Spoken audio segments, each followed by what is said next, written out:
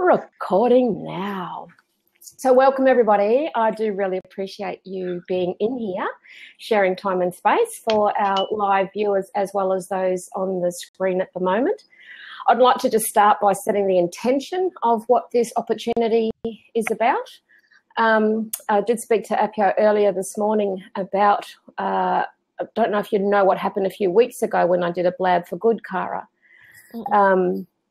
I'll explain a bit more about that in a moment. So for me to stay on message about the intention of this is to literally be able to create some safe space for people to come into this conversation, share, if they wish, a challenge they're currently facing, and for us that can to then contribute into what kind of solutions we might be able to suggest or recommend, or recommend on, refer on, open up our networks and see what comes from there. Mm-hmm. So this is kind of I guess some people do, I never get the pronunciation right, tithing of donating tithing. So tithing, donating yes. A percentage of income. I have a very Aboriginal family where I look after family first. So anything extra that I have generally goes to the family when it comes to money. So my intention here is to donate my time and talent and to be available and be of service. So if anyone else wants to play in the space, there's some other people that came in a few weeks ago. The results of that blab was life-changing for the person who was in the hot seat getting the support and solutions. So other than setting that intention, I have no idea what's going to arise today. What I will say is that I do like to keep on time, and I have got clients today kind of back to back. So I've got an hour scheduled for this opportunity. Yeah. Any questions? That's perfect. Make sense? Perfect sense. Beautiful. Absolutely. Good. Beautiful. So can I ask away? Please. I jumped into the seat. It's like, right, I do need help. I need help. So pen and paper. All right. Can you hear me? Yes, I can. Can you hear me all right? Okay, cool. So I have Appios, just so you know, I do social media management, but the space is so crowded. It's It's saturated. And what sits behind that is a degree in psychology and 15 years of experience in e-business. Okay. And postgraduate management qualifications, but I use that in my business, not, in managing social media. Okay. Sure. So what I'm doing is I'm moving my business into the space where I want to support social media managers and provide them insights to the psychology of the clients that they're trying to reach. So like their clients, the end game. I need help, in getting through the mentality of the social media managers that they actually don't know everything. They might know the tech stuff, but they don't understand the person that sits behind all of their activities and that sits behind the tech. And the second bit is like, because I know this stuff, I can't separate myself far enough to go, okay, what do you need to know about? So this week I spoke about the psychology of social proof, because I saw that was starting to be discussed, same as authenticity is starting to be discussed. So I thought, right, I'll grab that and I'll talk about it. And the feedback has been fantastic. People are saying that love it, it's very helpful, blah, blah, blah. So I know that I'm hitting the right point. Yep. One, I need to get through their mindset, and two, I need to know what they need. So can you help? Yes. I've absolutely got some solutions to this. Appio, have you got some ideas around this? Because I'm happy to jump in, but if you've got ideas.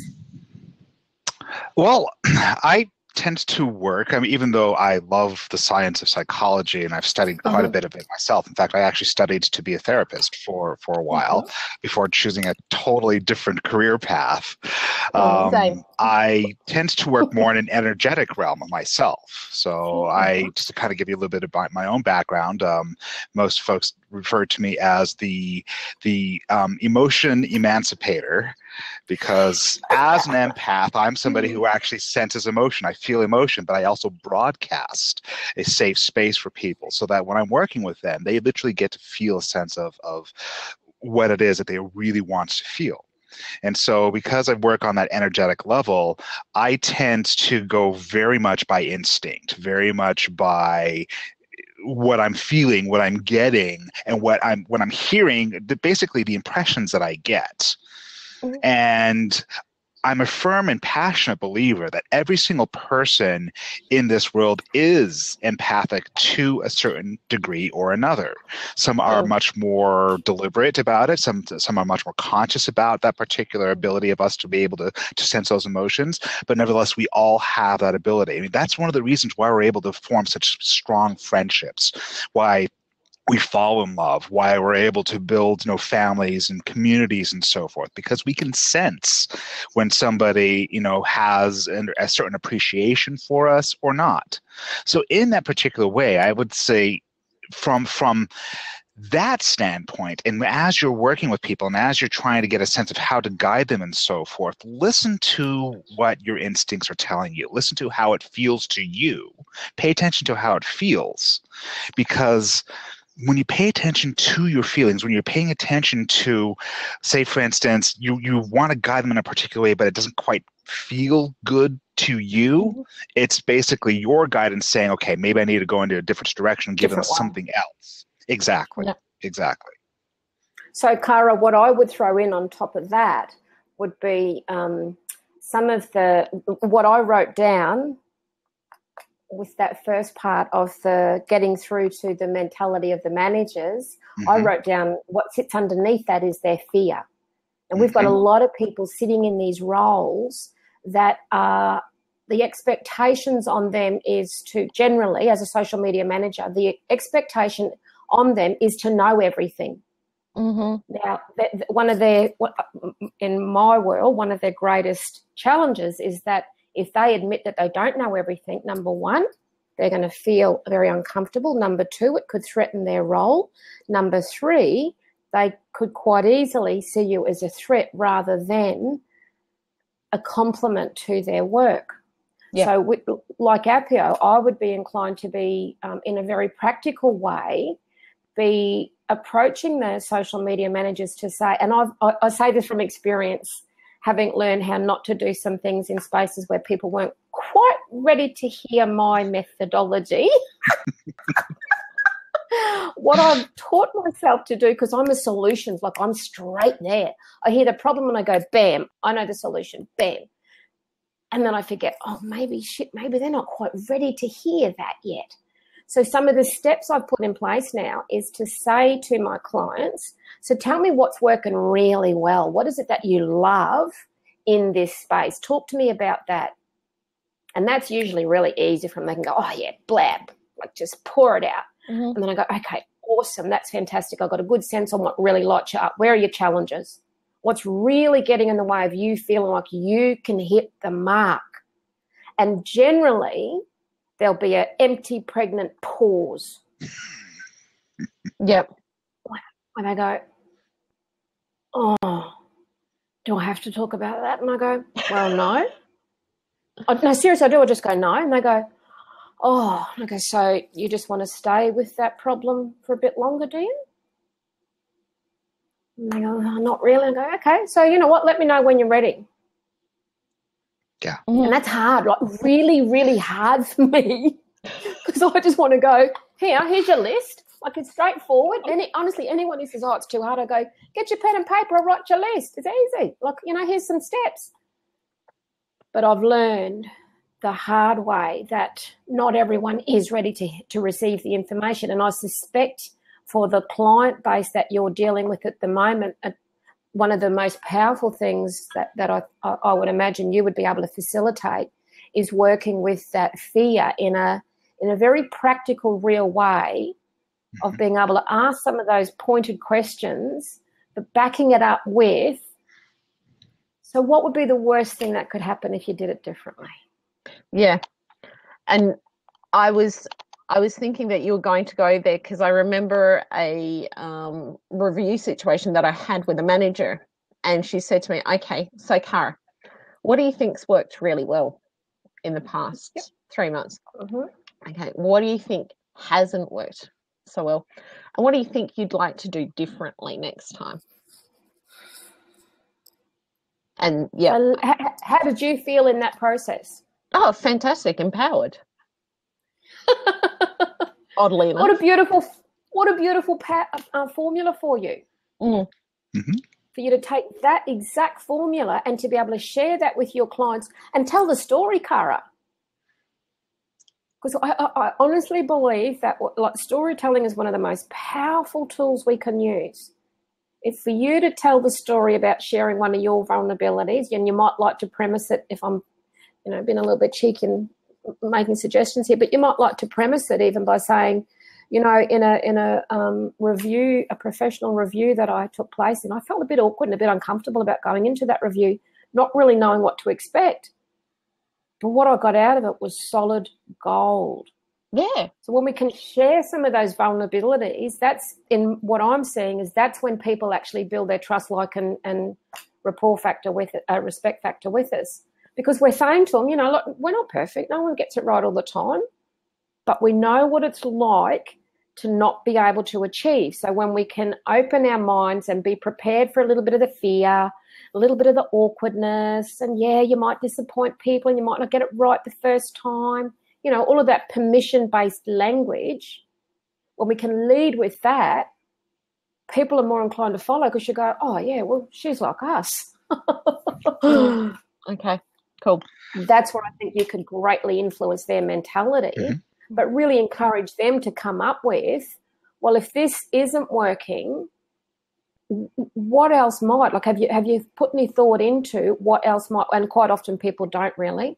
They can get so stuck in the problem. So a strategy I throw in there is come up with 6 different things, 6 different ways that you might be able to approach this, just to get your head out of thinking this is the one way and it didn't work and now I'm stuck. Yep. 6 different ways. Cara, here's a question for you. Do you, in your discussions with these social media managers, open up the permission, if you will, for them to not know everything? Beautiful. No. Oh, do that. Okay, do that. I think that is really, really important, is for them to understand that it's okay, because truthfully, almost all of us go into certain positions, especially if we're hired in the corporate world. I mean, I spent a very long time in the corporate world. And I know that one of my biggest fears, and it was the biggest fears that was shared by so many people that were around me, is I go into this because they are, they have this knowledge, and they do have the knowledge. But underneath that, there's this undercurrent of, I don't know it all. Oh, crap. What have I gotten myself into? And so by opening up the space as their coach, you open up that space for them and give them permission to not know it all. It's okay not to know it all.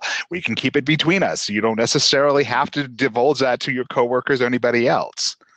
But if you want to improve, if you want to really be open to really succeeding in this space and creating options for yourself, and one option could be losing my peace of mind over this is not an option.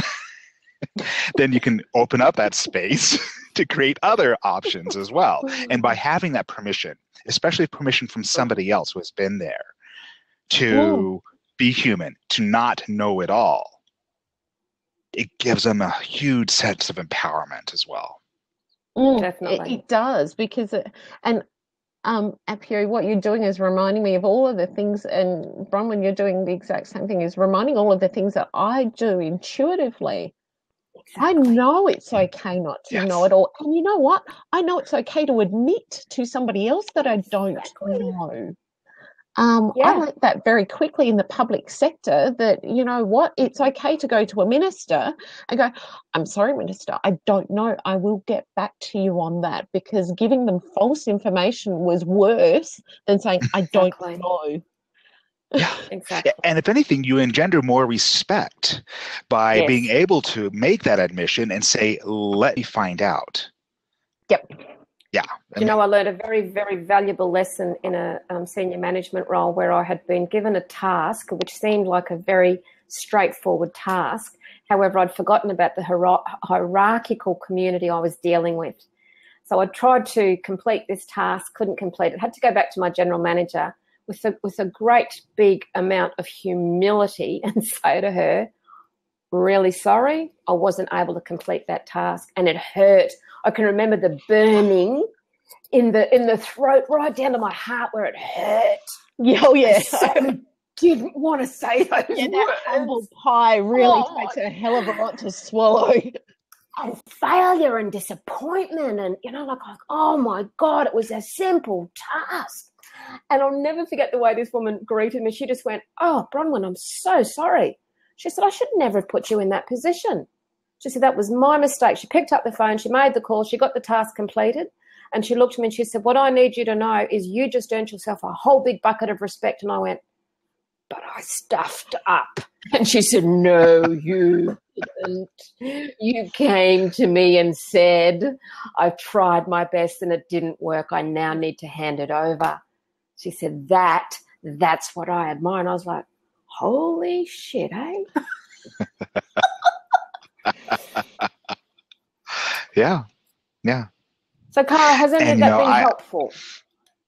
I love what you said, you know, in the chat, that mistakes are lessons, because there are no mistakes. There are opportunities. There are, you know, for instance, if, you know, the famous example of Thomas Edison when he was inventing the light bulb, somebody asked him, how does it feel that you failed so many times? And his response was, I didn't fail, at least according to urban legend. His response was, I didn't fail. I just learned that, 1,000 ways not to do it. Not to do it. That's why I hyphenate mistake, because I truly believe that's what a mistake is. It's simply a mistake. And if we learn from it, we don't have to keep repeating how we might feel when things aren't the way we want them to be.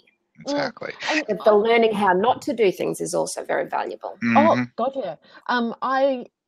That was one of the lessons that I learned through my degree, was that there are no mistakes. There's no, you learn as much from a null hypothesis or a misproven hypothesis as you do from actually proving your hypothesis. So there is no mistakes.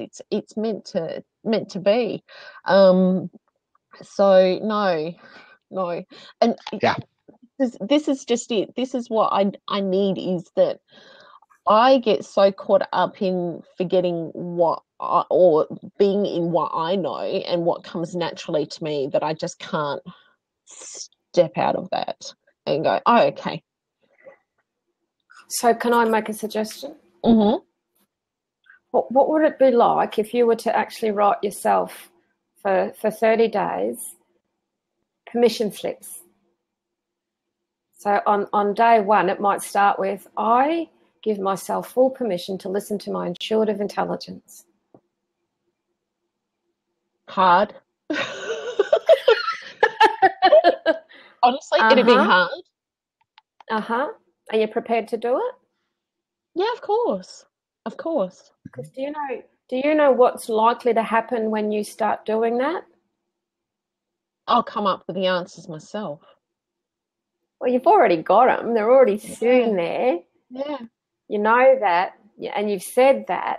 This is all about, I honestly believe, Cara, every element of work we do, be it for fee for service, for the coaching work, consulting work, strategic leadership development, whatever it is, every aspect of our work when it comes to helping facilitate change, it's all informed by permission. And the notion of doing the 30 days, you're a psych, you get it, the 30 days of rewiring, recalibrating and reaffirming to yourself actually, I am allowed to do this. The sooner you can do that, the easier it's going to be for you to enter that workspace from a very different perspective, because what you'll take with you into that space will be a sense of confidence that you're trusting and backing yourself. And if other people aren't ready yet to meet you in that space, to negotiate around how to manage their fear so they can get better results, that's okay. Because it's, like if you give yourself permission to go, well, that's okay, because if they're not ready, they're not ready. You can lead a horse to water, you can't make it drink. Right.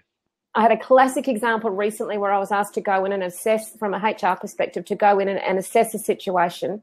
And one of the expectations was to take a staff member through a performance management process. I assessed the situation. I had a 2-hour meeting with the staff member. I went back to the executive and said, my recommendations are is that you go no further with this. And they went, what? I said, you have got one person who is not performing in a way that is aligned with your values, goals and missions. You have got 140 other staff who are doing the very best they can. Now you've got 10 on your senior management team who are having to backfill for someone who's not able to do their work. To put focused effort and energy into those 10 who are doing their best is a much better investment than putting focused effort and energy into one who's actually not aligned. And it sends the wrong message to the rest of the other people. Hello. So from one perspective, I guess I did go into that meeting making those recommendations thinking, I've prospectively just shot myself in the foot for further work. But you know what happened? They've given me a 12-month contract to now work with the other 10. Honestly, it was literally about me giving myself full permission to be present, to assess, to make the recommendations with integrity and say, this is my professional view and here are the recommendations. Yeah. I'm listening. You know what? 2 years ago, I don't think I could have done that because I still would have had a sense of fear around the obligation of doing what was asked of me in the first place, rather than going in, listening to my intelligence, my intuitive intelligence, and just going, look, I know you asked me for this, but actually what I'm sensing is that you need something else. And I didn't do what I'm sensing is that you need something else from the perspective of expecting work. It was not that at all. It was just, here are my recommendations. And you brought up a very good point right there, Bronwyn, about about that permission and being able to let go of the fear. You went in there being determined to be you, authentic, and listening to your intuition and speaking out, let the chips fall where they may. And I know that for many of us who have spent time in the corporate world, we end up developing those layers of fear because we're fearful that, we're going to get walloped by a vindictive boss. We're fearful that we might lose our job. We're fearful that we might not get the contract. So many things just swirl around us and so forth. And especially for those of us who have spent time studying the sciences and psychology and things like that, oftentimes there's a huge fear, especially what I've noticed, and this is what I've observed, especially in the world of psychology and therapy and so forth, is that there's so much an emphasis on the evidence-based practice that we are fearful of allowing ourselves and giving us permission to listen to our intuition. We don't have to broadcast it. We don't have to go out there and say that, this is what I'm doing. But if we listen to our intuition, we can also find ways of phrasing it in a way that falls within the parameters in which we're working. Agree, which speaks so beautifully to that problem that you raised, Cara. Mm. Yeah. That to me is what I feel like we're being invited into this space to actually help take our organisations or our individual clients through this journey of a transactional economy into the transformational economy. I really sincerely believe that's what more and more of the corporates are looking for, because corporate cruelty is being called out. Workplace bullying and harassment's gone through the roof. We know it. And the fear that is informing a lot of people not being able to really step into their own, stand strength in their vulnerabilities, but to actually claim their intuitive intelligence of going, you know what, maybe I can't explain it clearly for why I'm saying no to this contract, but it's a big fat no. Yep. I've been very blessed to work in organisations where I've been able to do that, and it didn't, it didn't shoot me in the foot. But not a lot of places, individuals or organisations or businesses are yet ready for that in ways that the language, Appio, I think is going to be really important. I think what they are ready for is some of that really frank and fearless communication around, you know what, you've asked me to come in to have a look at this, to assist in this area. I can make these kind of recommendations and these are the tasks I could set for you. But until you've got your people ready to be able to hear that kind of language and go through that kind of process, maybe I'm not the best person for you. Absolutely. Because in many cases, you're also not just talking about, the top-down approach of many corporations. In some ways, you actually are going to be, you may be challenging the culture itself. And even though in your particular case, Cara, you specialize in working with social media managers, getting the word out and being able to broadcast represent the company is very much a representation of the corporate culture as well. And gotcha. Yeah. And so all of this does tie into being able to have those conversations. And the good thing about where businesses around the world are going is that they are starting to become much more conscious. They are starting to become much more aware of the language that's being used, the culture that's in there, and how they're able to just really foster that environment of communication.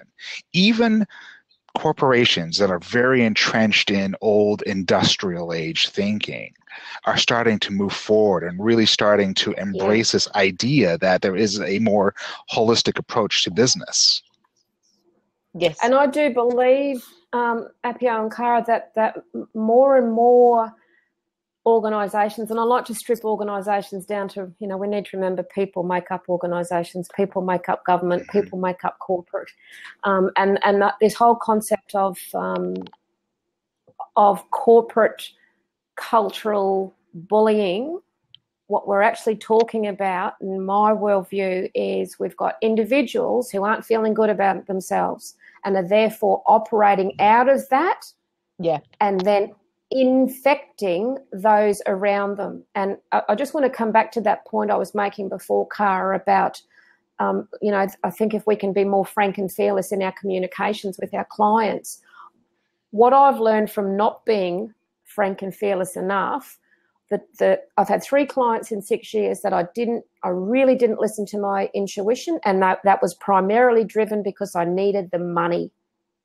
I literally needed the piece of work.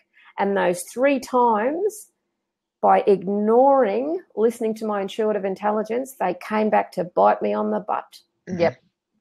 One was really contracted and drawn out and painful. It was time consuming. It was just a freaking nightmare. Yep. I'm looking at one of those at the moment. And so again, I just... friend of a friend, I'm looking at it going, this is going to be a pain to do. I really don't want to do it, but I'm doing it as a favor. I'm getting paid for it. And it's just like, man. Yeah, no, get it. Yeah. Cool. And I think the more we can actually bring that kind of certainty, and dare I say it, a bit of audacity, into our negotiations, to be able to say, look, honestly, I live in a small country town, so I feel very privileged with the face-to-face work that I do, and I love my face-to-face work as well as the online work. But I have a reputation for being very different as a consultant. For organisations to get me to come in to do some work with them, it's generally because the world's blown up, the shit's about to hit the fan, and they're not quite sure what to do, and they're like, can you seriously, this is the kind of call I get. Bronwyn, you've been recommended to us around some of the work the work that you do. And I can imagine it. So was there something specific? Well, we've got a few people who kind of not quite doing the right thing at the moment. I go, okay. So did you have an idea about what you wanted? No, Marie said that we should just call you. Okay. Seriously? That's how some really big work comes to me. It's this referral on the grounds of, and what I find out afterwards is that the conversation went along the lines of, Vicky's rung Marie, or Susie's rung Marie, going, I can't, I've got all this stuff going on, not sure how to cope with it. Oh, you should get Bronwyn Clee. Why? Oh my God, she just knows how to do stuff. And you know what it is? Because I go in saying I'm different. I don't work by the book. If you can trust my intuitive intelligence and get out of the way so that I can do the work, you'll get the results. I won't own the results, but I know I can help get you there. If that fit doesn't work for you, it's not going to work. And I've come up and I've worked at the offices in where you are. So I understand. I get it. I spent a week up there working up at the office up there, and I went, wow, this is so... Okay. I thought Adelaide was different enough. No. We are the last frontier. You are the last frontier, aren't you? That is seriously, you are... I thought Adelaide was, the gateway to the east. No.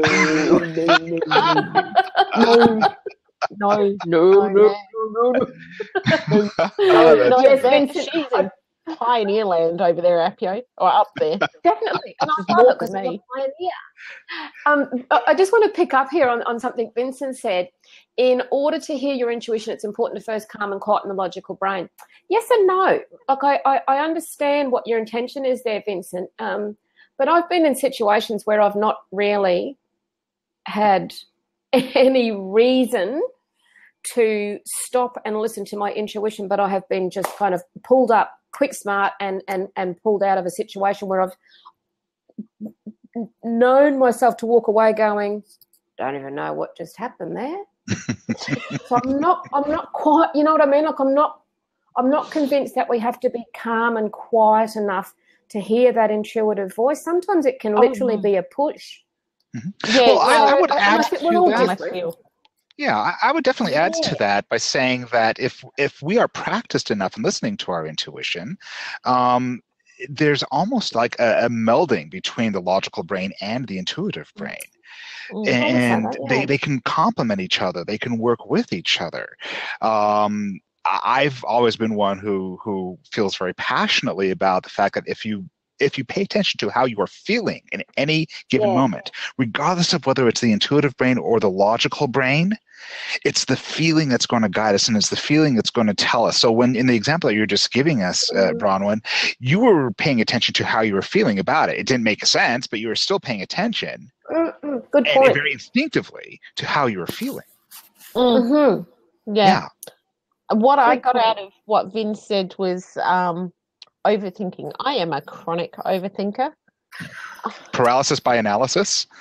No, I'm not analytical. I say I'm not analytical. My husband corrects me every single time.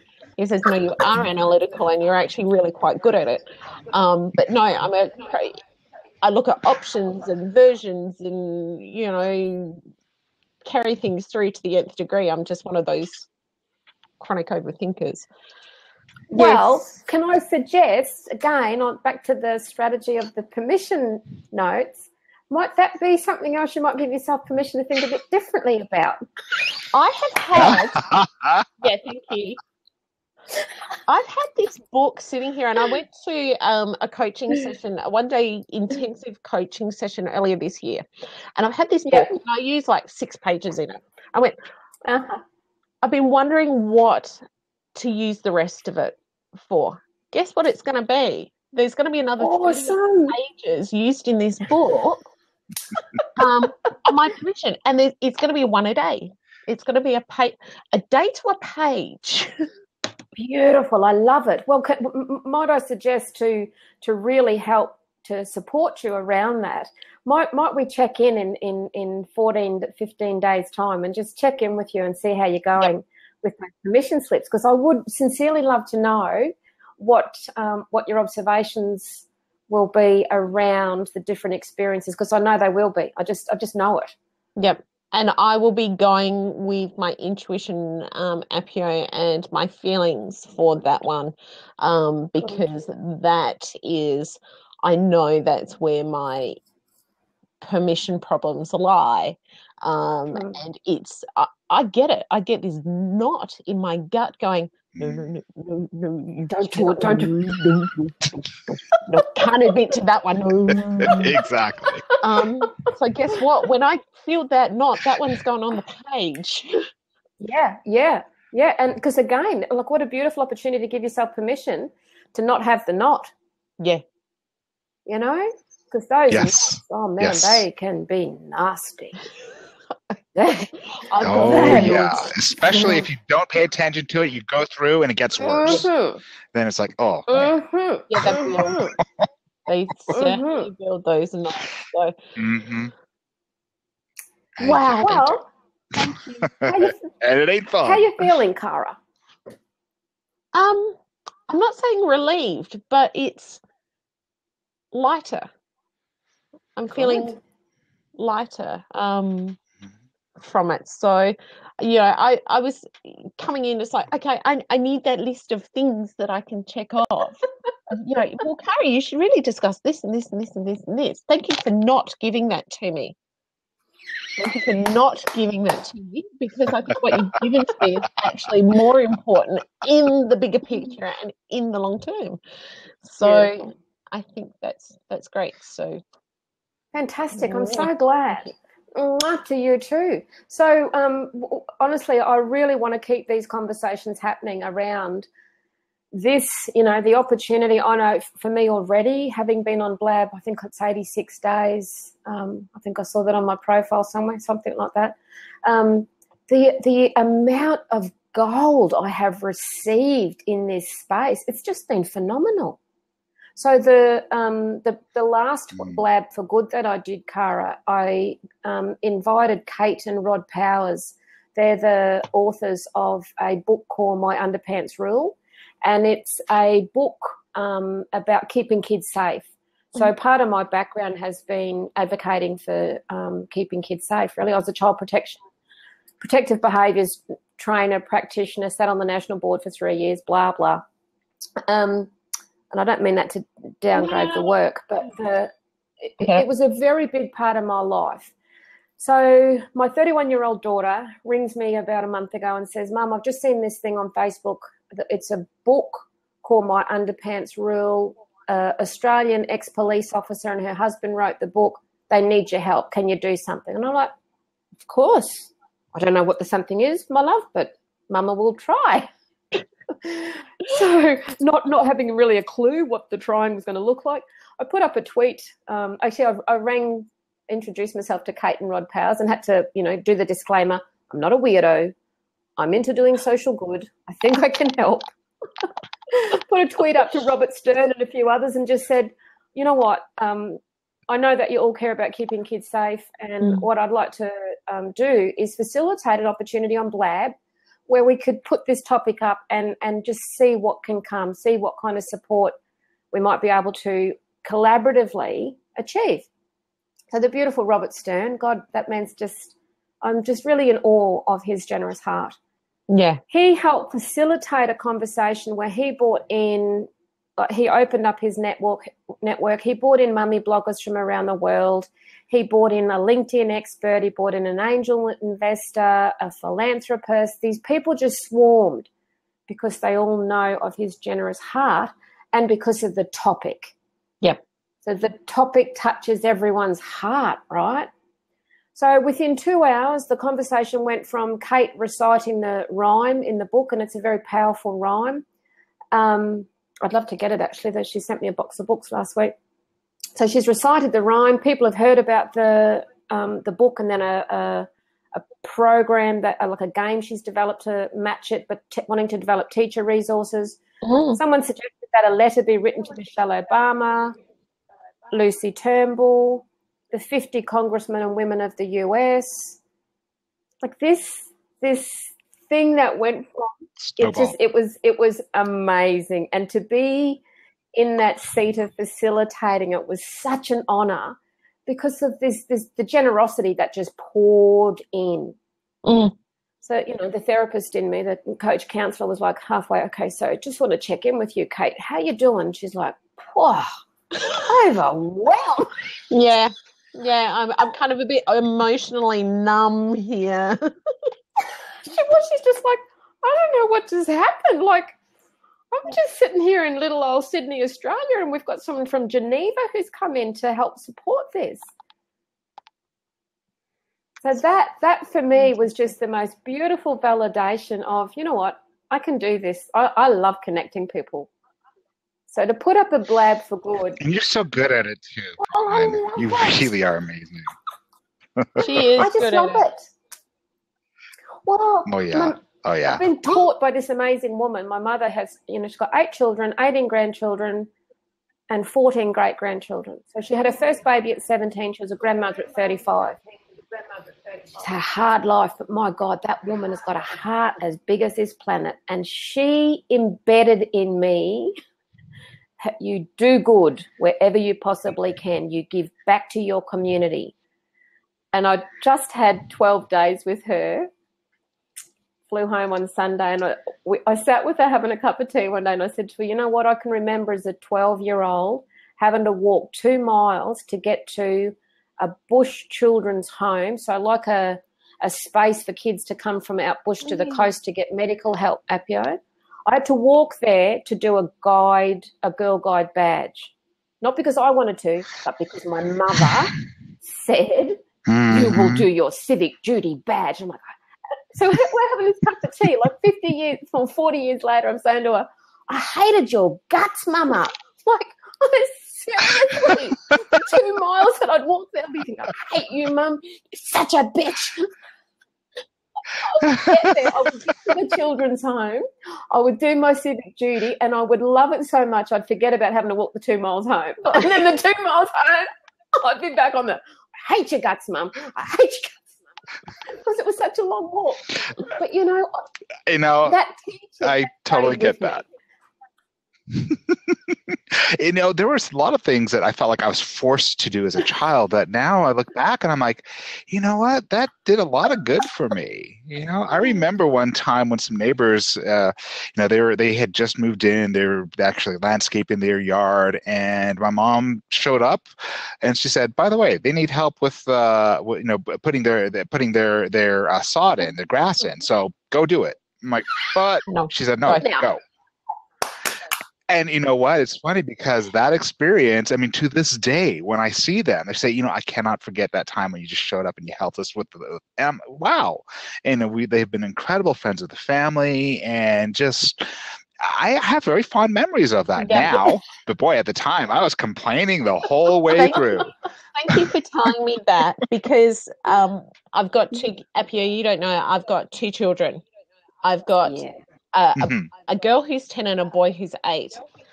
And I know it's, through what I do and what I reinforce to the kids, like my daughter is like, you can see it on her face. She is dark with me about whatever I've told her she has to do at that point. She's like, Mum, I hate you guys. I seriously, you know what?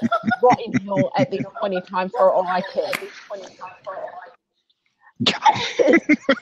Yep. I will go up to her, and generally it's about her being a mother to her younger brother, and that is generally the thing that really gets on her goat. I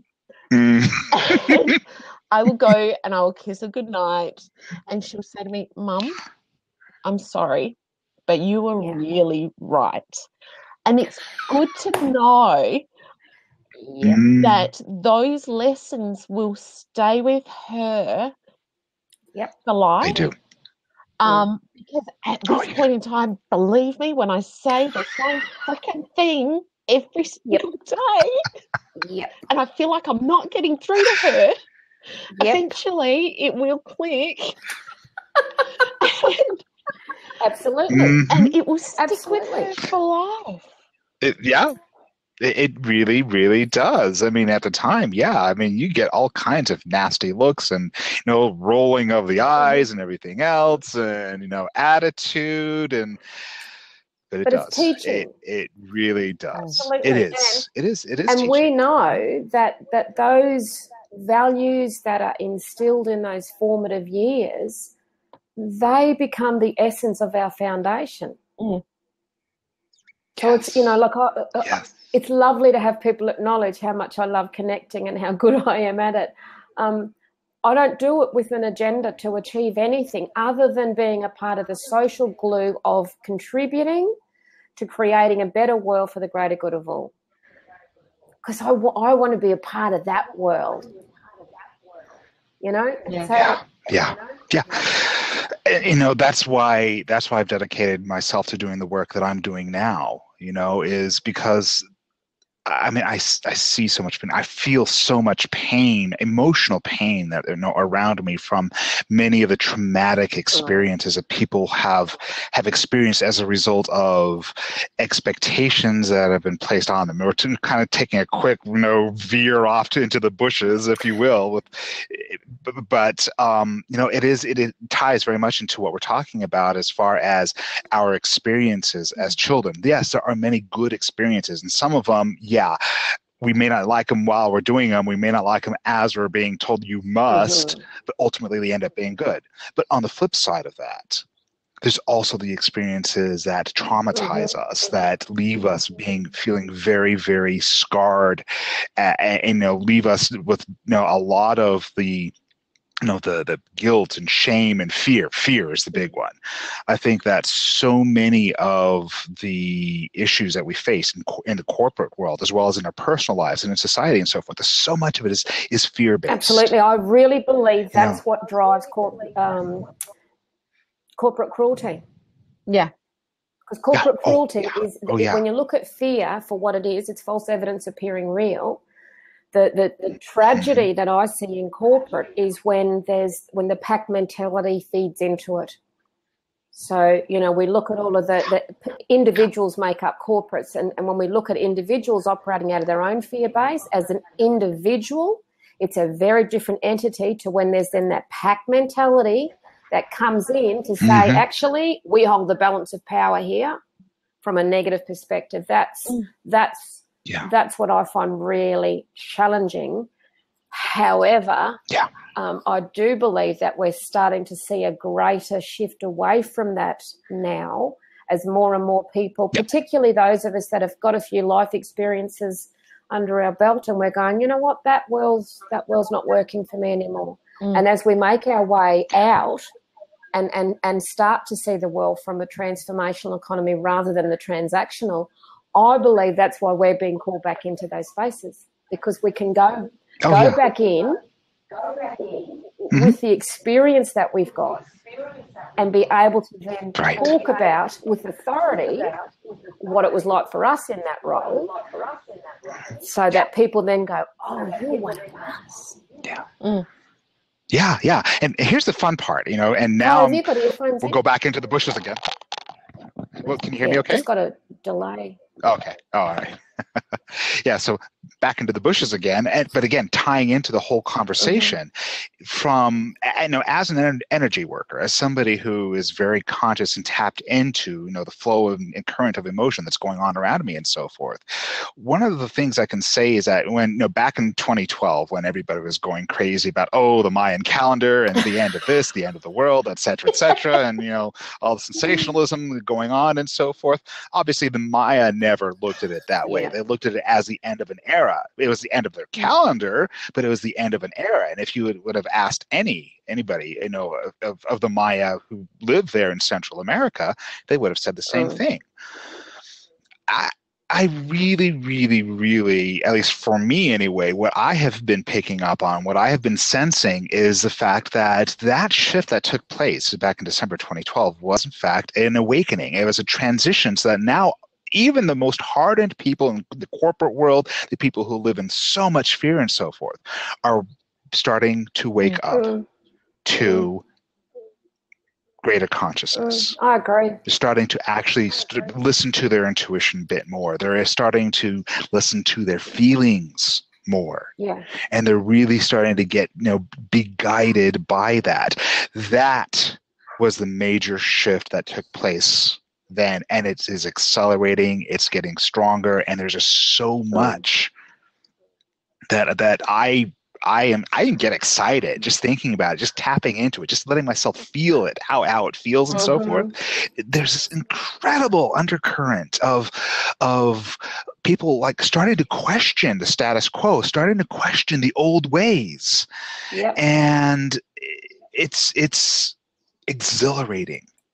And so the new economy, instead of the transactional economy, the transformative economy instead is very much a representation, a symptom, if you will, of that awakening that's taken place. Absolutely, because the world is now, in my experience.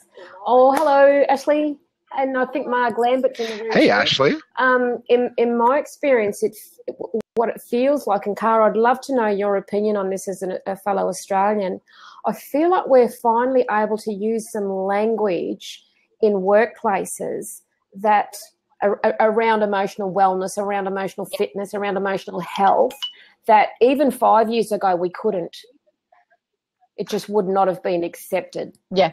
Yes, we can. Absolutely, we can. And there is less stigma, and it is more acceptable to talk about those kinds of things in the workplace, and it's good, and it's past due that we can actually discuss those things in the workplace.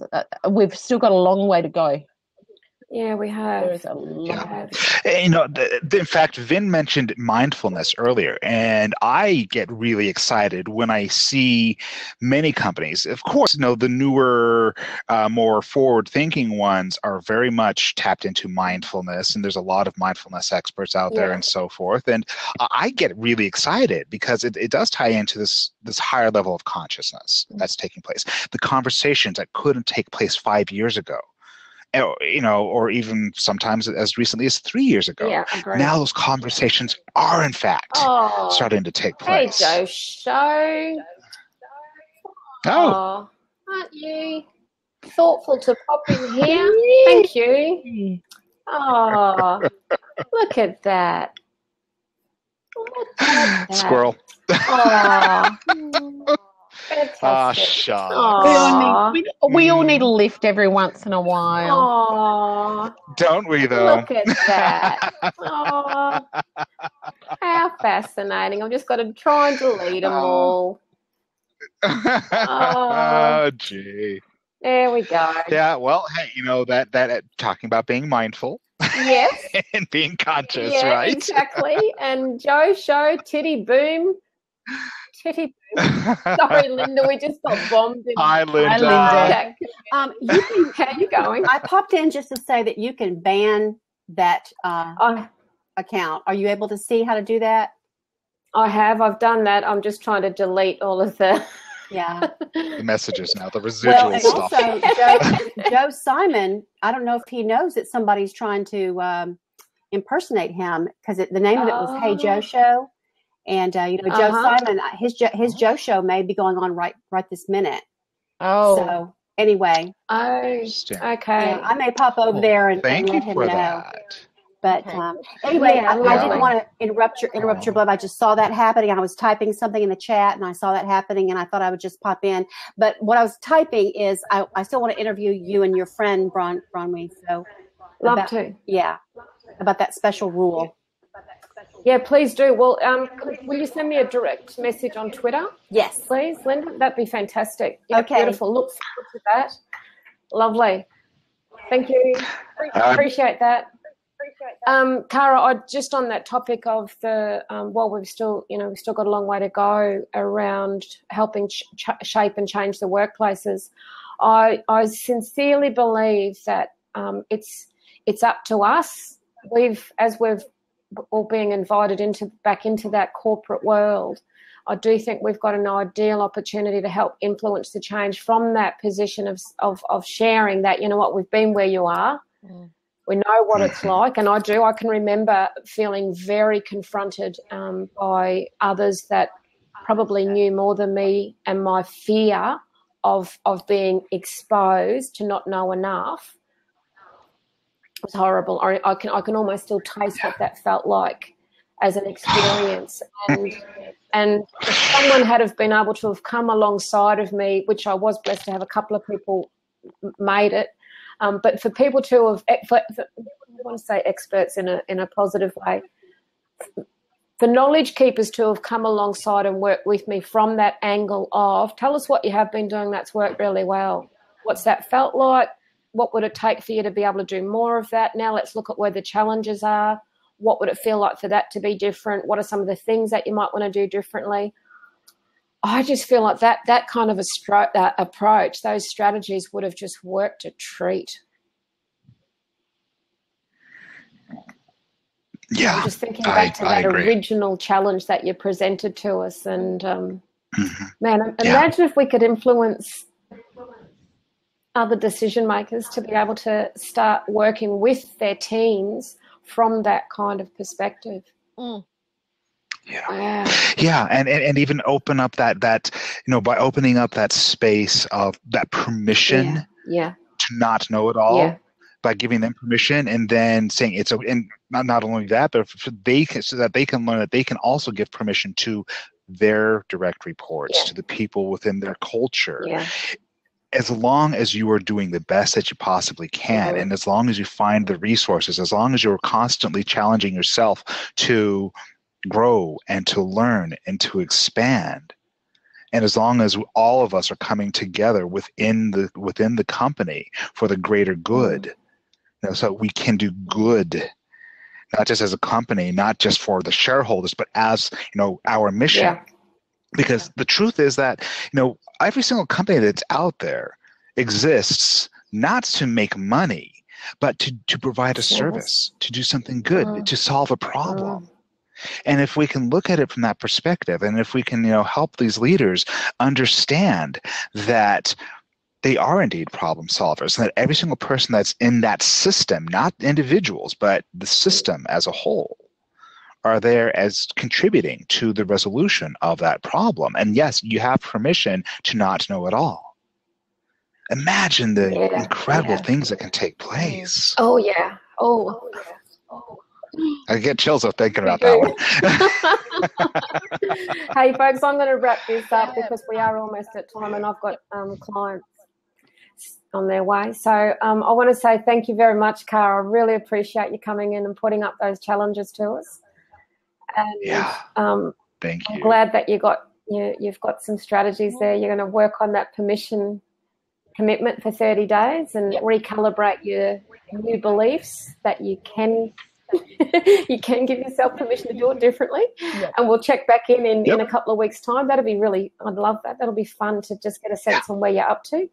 Do feel free, won't you, to tweet Appio and I with how you're tracking on that. That'll be another kind of fun bit of public accountability for you too, if you're up for it. If I find a great big knot that I come across, I'll let you both know.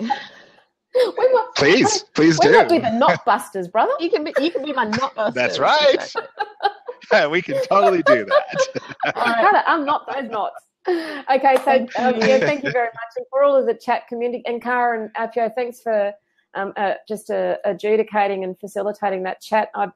I find it really difficult to do as the facilitator of the Blab to try and stay on top of that. And I just love how intuitively there seems to be this beautiful flow on Blab, doesn't there, where someone will come in and just help make that happen. I love it. So thank you. I just want to throw out there too, Tim, Rocker Life Coach. Tim, I don't know if you're following Tim. Yes. Tim has created this beautiful tag. I'm just going to put it in here. And it's called "Thank You for Being in My Life Today." They're the letters. Oh, interesting. So please share the love. I've got to take that call. I've got to go really quickly. All right. Thank you very much, everybody. Thanks. All right. Appreciate it. We'll see you guys later. Bye. All righty.